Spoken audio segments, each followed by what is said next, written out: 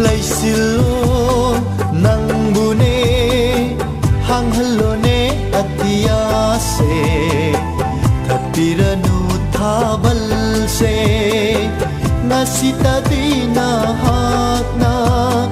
phamlingai inak ta chana bina yeng hanning le tha moi se pena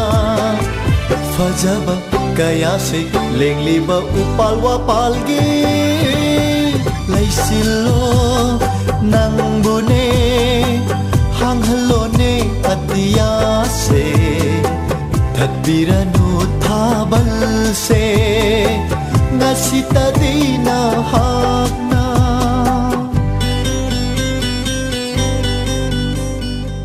loi khinu ko na haksu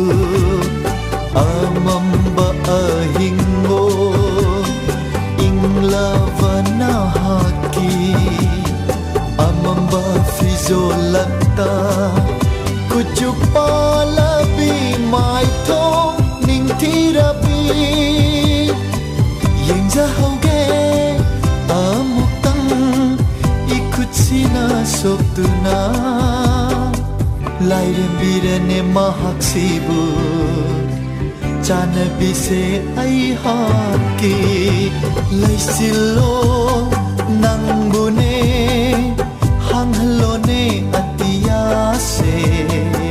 thapiranu thabal se nasita dina hakna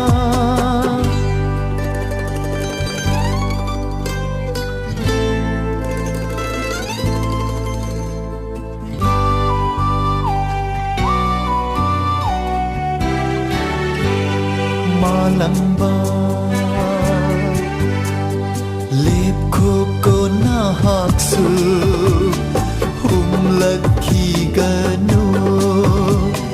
nangi angau ba sa humda joy jai na kraba sambul se khumjin kraba kari gumbada chai tholak ba samlona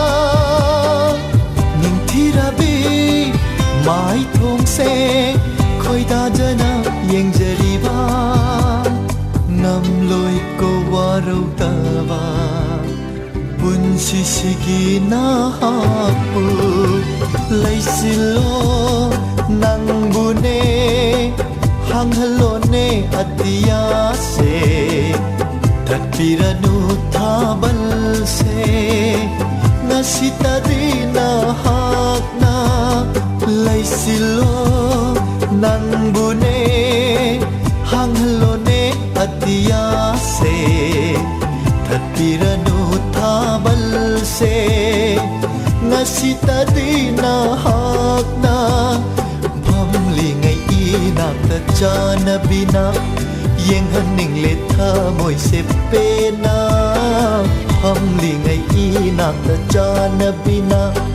yeng hanning le tha moi se pena fajaba kaya se lengli ba upal wa palgi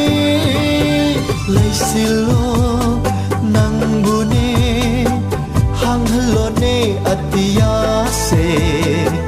thapiranu thabal se nasita dina hakna nasita dina hakna nasita dina hakna